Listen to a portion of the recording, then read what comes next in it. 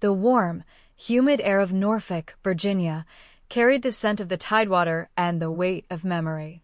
In a modest home, a young Ella Baker sat at the knee of her grandmother, Josephine Elizabeth Ross, listening to stories that shaped a soul. Her grandmother spoke of the old days, of slavery, and of a fierce defiance. She told of being whipped for refusing to marry a man chosen by her enslaver, a story not of victimhood, but of unbroken will. These tales were not mere family history. They were a living inheritance of dignity and resistance, planting seeds in Ella that would grow into a lifelong commitment to justice. The flickering lamplight cast long shadows on the walls, but in that room, a quiet strength was being forged, one story at a time. From Norfolk, the family moved to North Carolina, where the landscape shifted to rolling fields and pine forests. Ella's childhood was steeped in the rhythms of a close-knit Black community, where church gatherings and mutual aid were the bedrock of survival. Her mother, a schoolteacher, and her father, a waiter on the steamships, instilled the value of education and hard work. But it was the oral tradition, the whispered accounts of rebellion and the sung hymns of hope, that gave Ella her first lessons in collective power. She learned that ordinary people, bound together by shared struggle, could resist oppression not just with grand gestures, but with everyday acts of courage and solidarity. The warm Carolina sun on her face as she walked to school was a quiet reminder of the world she was determined to change. In 1918, Ella Baker entered Shaw University in Raleigh, a historically Black institution founded just after the Civil War. The campus, with its red brick buildings and ancient oaks, was a place of both promise and strict social codes. Here, Baker's intellect sharpened, but so did her critical eye. She challenged the university's policy that forbade students from walking on the grass, seeing it as an arbitrary rule that stifled personal freedom. Her defiance was not loud but principled, a reflection of the quiet rebellion she had absorbed from her grandmother. She excelled academically, delving into sociology and philosophy, and honing the analytical skills that would later dissect systems of power. The soft rustle of pages in the library and the earnest debates in assembly halls became her training ground for a life of organizing. As a student, Baker also confronted the colorism and class divisions within the campus community, recognizing early that oppression could be multifaceted. She was not content with mere personal achievement. She believed that education should serve the liberation of all. She joined the debate team, not for trophies, but to sharpen arguments against injustice. In the evenings, she would walk along the tree-lined paths, the scent of magnolias in the air, pondering how to turn ideals into action. Her peers knew her as serious and fiercely intelligent, a young woman who listened more than she spoke, but whose words carried weight. The chapel bells tolling the hours marked the steady passage of time, but Baker was already thinking beyond the university gates, toward a broader struggle. Baker graduated as valedictorian in 1927, a remarkable achievement in an era of limited opportunities for Black women. The commencement ceremony, held under the warm spring sun, was a moment of pride, yet for Baker, it was not an endpoint. She had absorbed the lessons of her grandmother's resilience, the communal strength of her upbringing, and the intellectual rigor of her education. She understood that true leadership was not about individual accolades, but about empowering others to find their own voice. The diploma she held was a tool, not a trophy. As she left the campus, the iron gates closing behind her, she carried with her a vision of a world where dignity was not a privilege but a birthright, and where ordinary people could achieve extraordinary change together. In the quiet of those early years, the foundation of a revolutionary life was laid. The stories of slavery and rebellion, the challenges to unjust rules, and the commitment to collective uplift were not isolated incidents, but threads woven into a coherent philosophy. Baker learned that resistance was rooted in identity and community, not in charismatic leaders. She saw that the most enduring power came from the ground up, from people sharing their stories and building solutions together. The soft glow of dawn over the North Carolina fields seemed to mirror the quiet, persistent light she would bring to the darkest corners of injustice. Her journey was just beginning, but the roots of her resistance ran deep and strong. The hum of the New York City subway in the 1930s was a far cry from the quiet fields of North Carolina. Ella Baker arrived in Harlem, a neighborhood pulsing with the energy of the Great Migration and the creativity of the Harlem Renaissance. Brownstone buildings lined the streets, their stoops filled with neighbors exchanging news and dreams. Baker found a small apartment, its window overlooking a fire escape where she could watch the rhythm of the city, children playing double dutch, vendors selling vegetables from carts, the distant sound of jazz from a basement club. The air was thick with both the smoke of industry and the promise of new possibilities.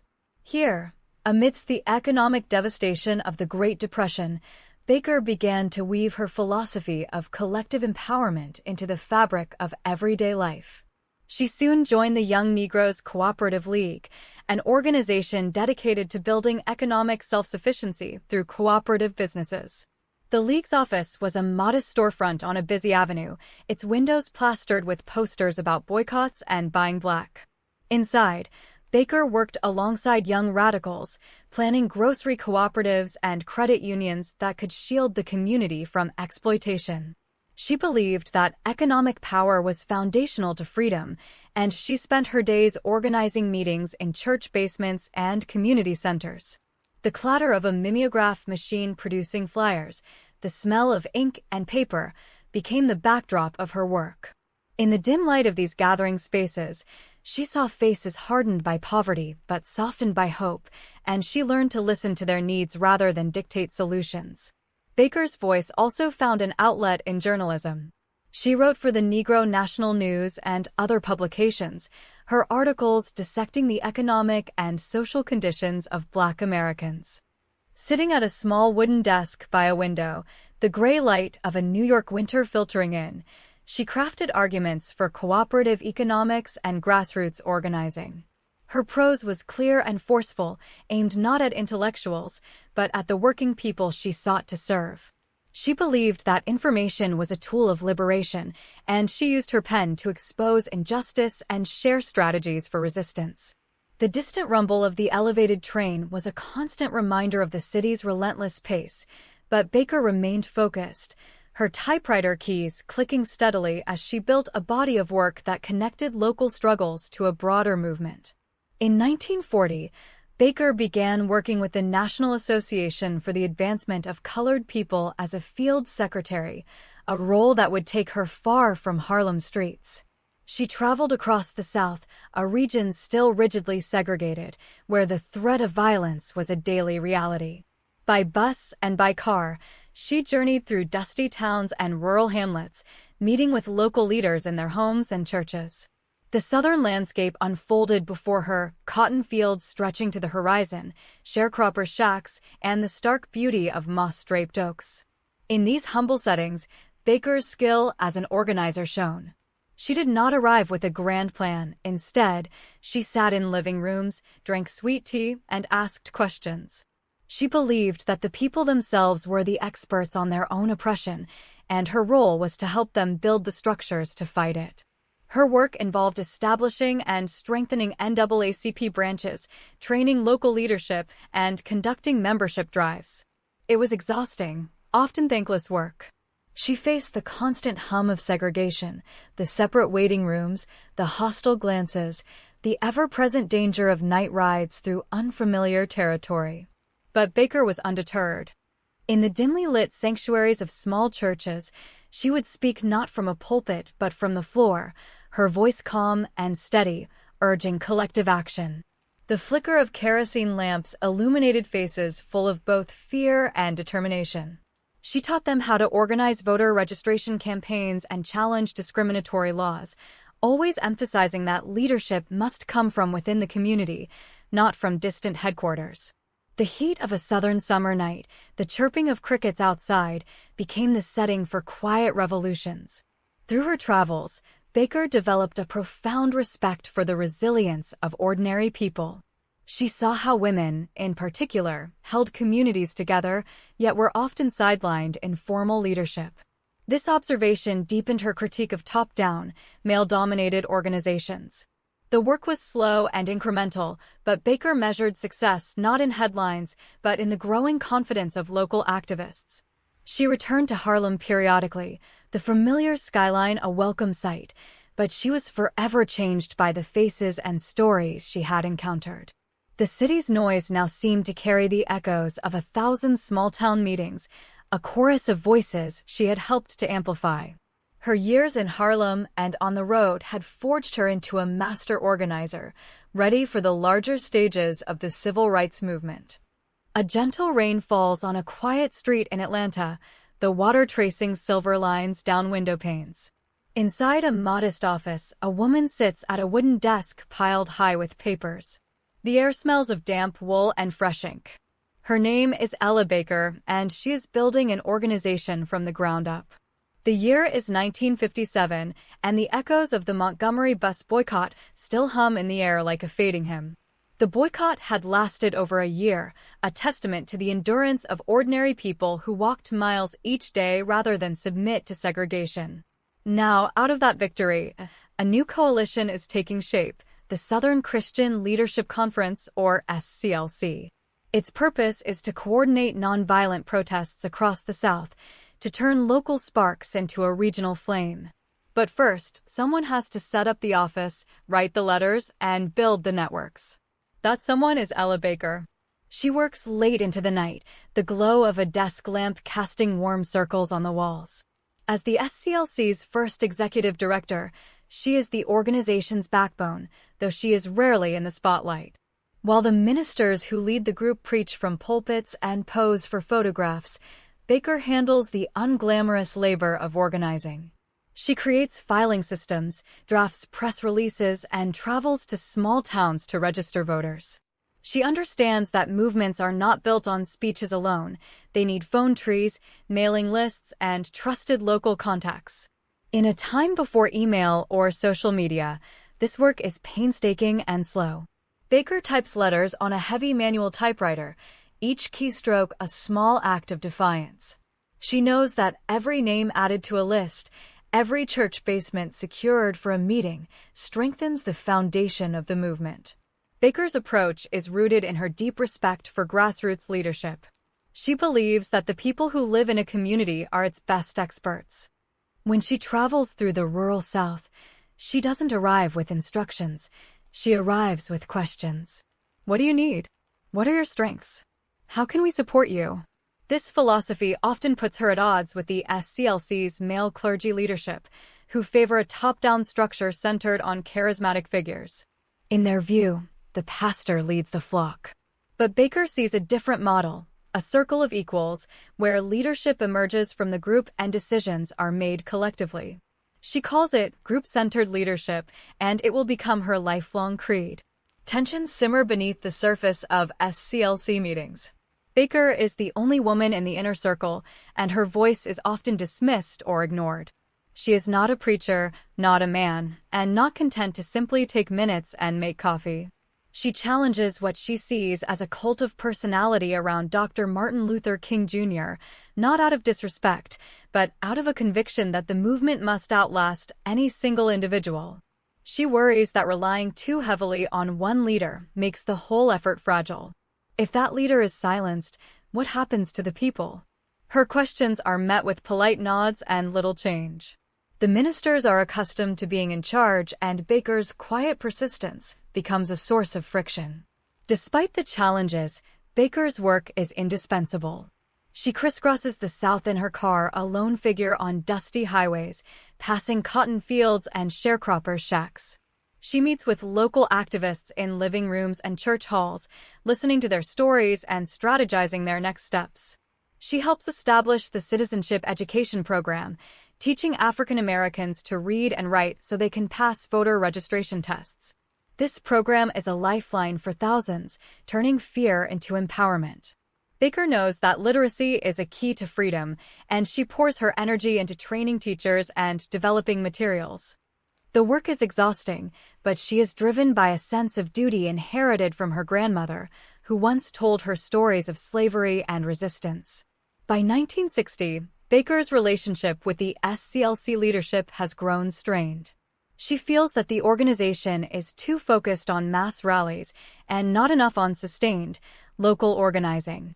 She sees young people brimming with energy and ideas, but the SCLC seems hesitant to fully embrace them.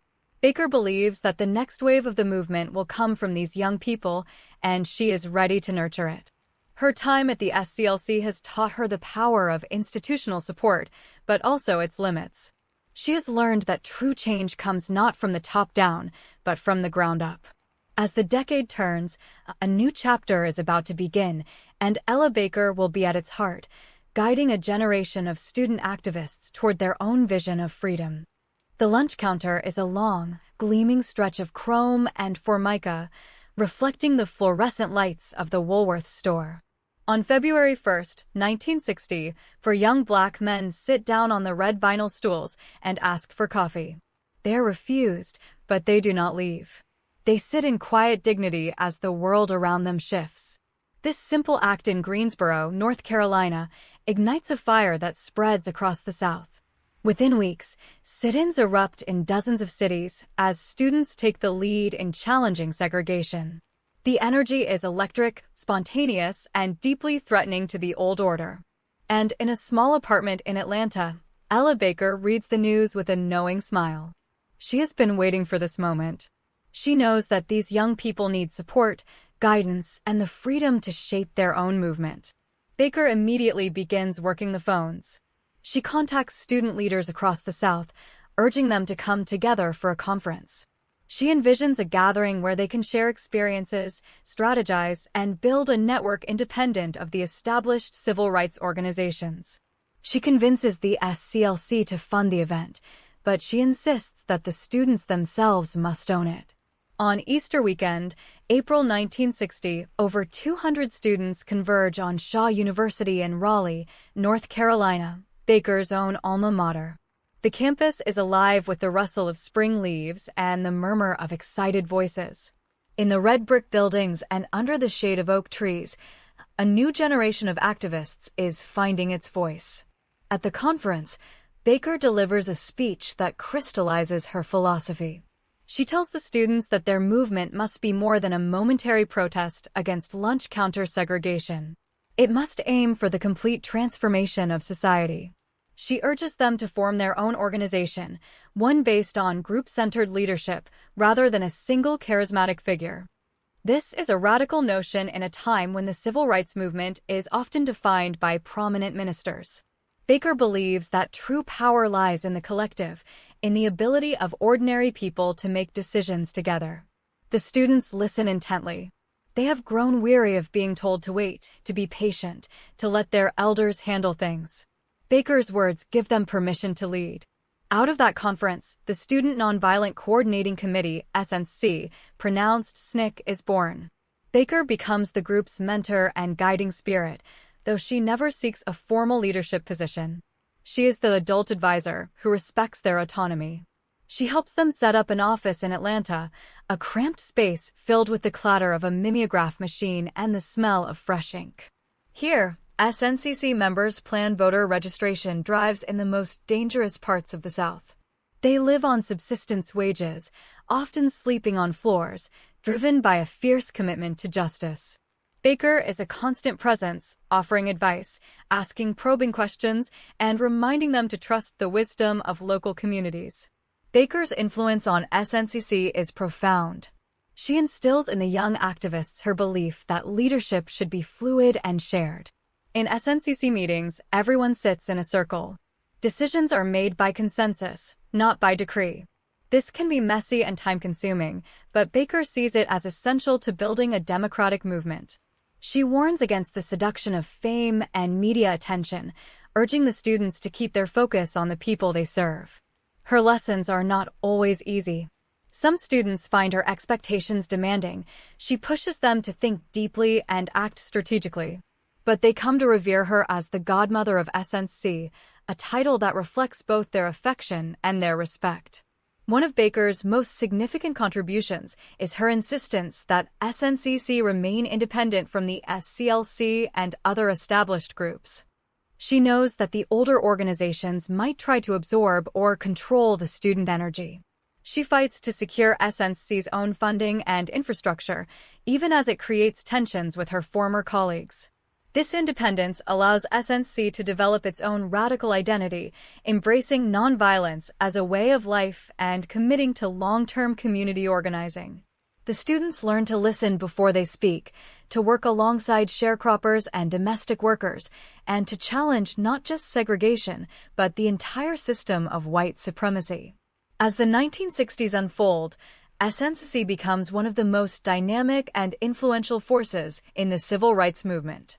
Its members will lead freedom rides, register thousands of voters, and endure brutal violence with unwavering courage. And at the heart of it all is Ella Baker's quiet, steadfast vision. She never seeks the spotlight, but her fingerprints are on every major campaign. She has shown that a movement does not need a single hero. It needs 1,000 ordinary heroes working together. In the shade of the Shaw University oaks, a seed was planted, and it would grow into a mighty tree of liberation. In the sweltering Mississippi heat of June 1964, a quiet hum of determination filled the air. Dusty roads stretched between fields of cotton and sharecroppers' cabins, where the promise of change stirred like a breeze. Ella Baker, now in her early 60s, watched over this landscape not from a podium, but from the back rooms of community centers and church basements. She was a mentor to the young organizers of the Student Nonviolent Coordinating Committee, or SNCC, who were about to launch one of the most daring campaigns of the civil rights movement, Freedom Summer.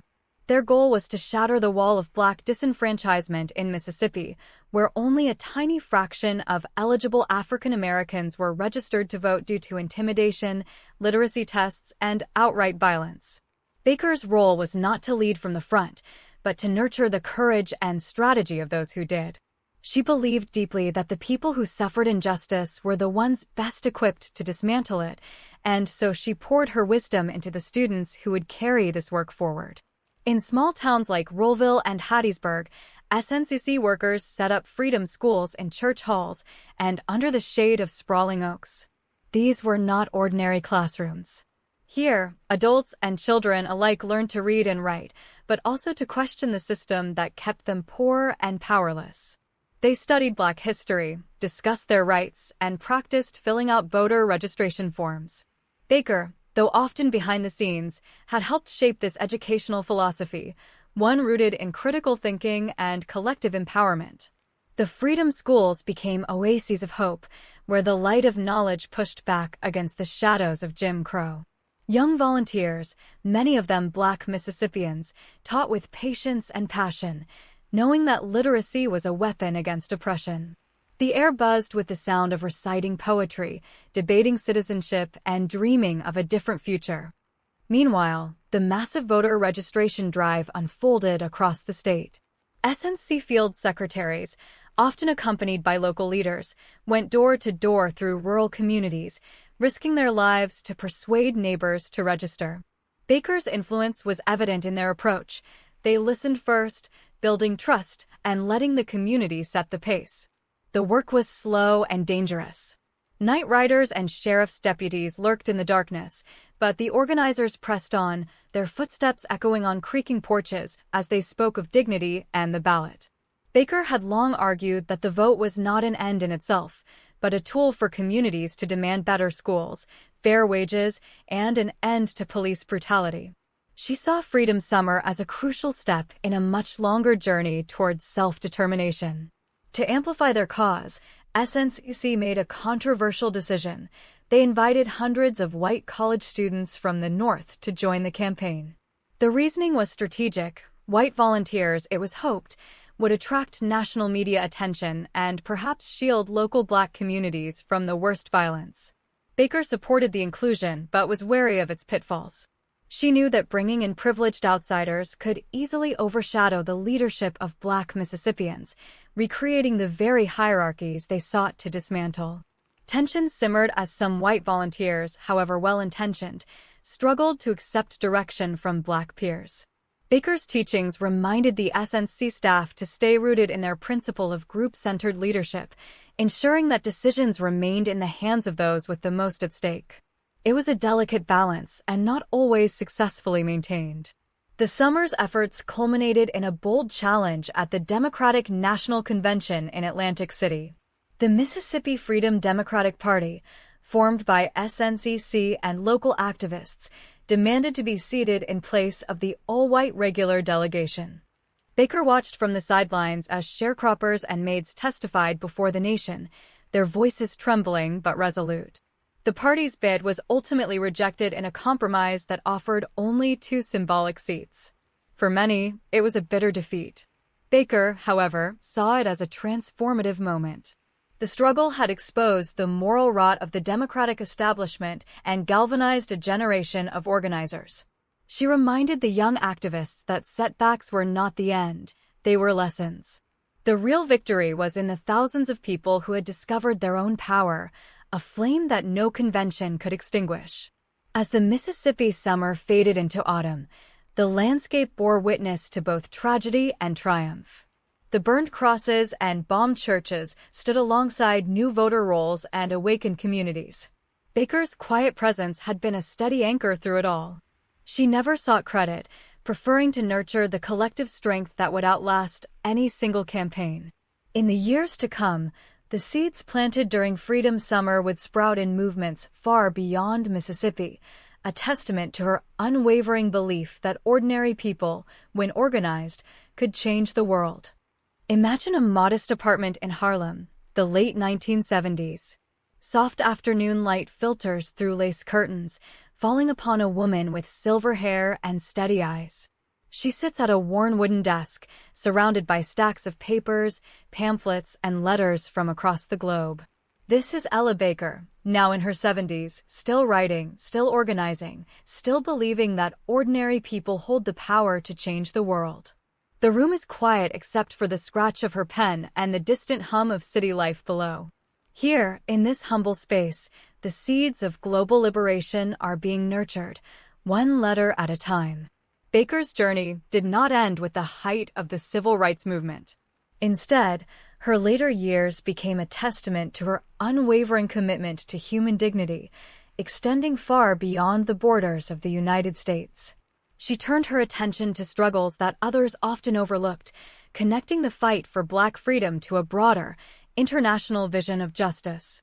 In the 1970s, Baker became a vocal supporter of the Puerto Rican independence movement.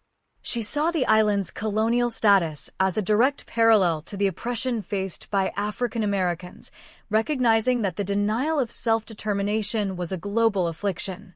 She worked closely with the Puerto Rican Solidarity Committee, attending rallies, writing articles, and lending her strategic mind to their cause. For Baker, it was not about charity, but about solidarity, a shared struggle against imperialism and racism. She often spoke at community centers and church basements, her voice calm but resolute, explaining how the exploitation of Puerto Rico benefited the same systems that maintained segregation and poverty in the South.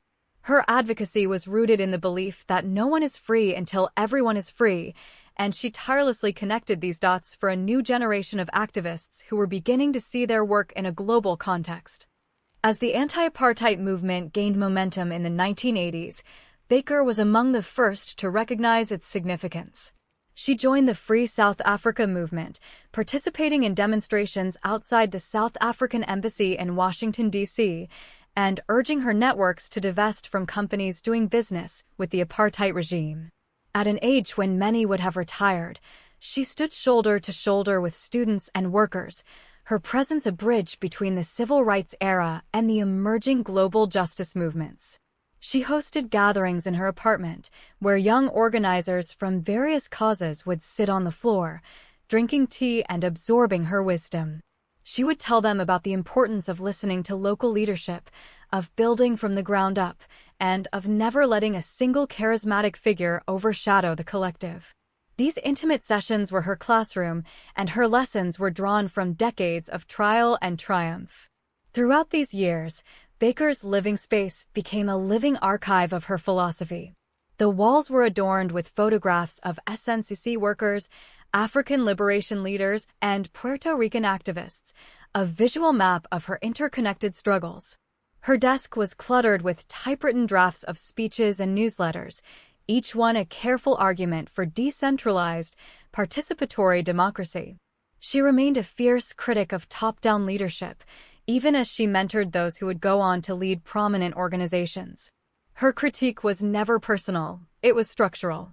She believed that the movement's sustainability depended on the empowerment of many, not the elevation of a few. In quiet conversations and public forums alike, she would repeat her mantra, "Strong people don't need strong leaders." This idea, radical in its simplicity, became the cornerstone of her enduring legacy. Baker's influence on grassroots organizing is perhaps her most profound contribution. She did not leave behind a traditional organization bearing her name, but her fingerprints are on every movement that emphasizes community-led change. The concept of leaderless movements, often misunderstood, was her antidote to the cult of personality. She saw how reliance on a single leader could cripple a movement if that leader was co-opted, killed, or simply burned out.